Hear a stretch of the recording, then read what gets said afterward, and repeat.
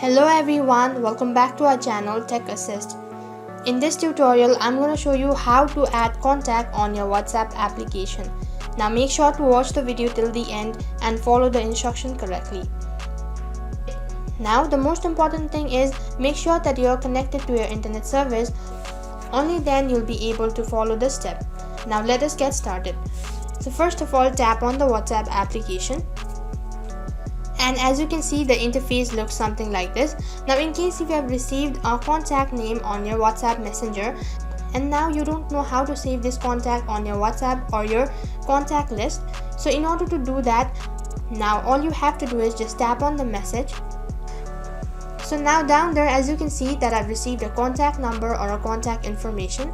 Now in order to add this particular number or save this particular number on my contact list or WhatsApp application, down there you can see two different options, that is message and add to contact. So now you need to tap on add to contact. And as you tap on add to contact, there is another pop-up window right in center that says create a new contact or add to an existing contact. So from here you need to choose whether you want to save this number in an existing contact or if you want to create a new contact. Now as soon as I tap on new, down there as you can see there is another pop-up window that says add to contact. And now once you're done setting a name or clarifying the name, just tap on save, which is right on top on the right hand side.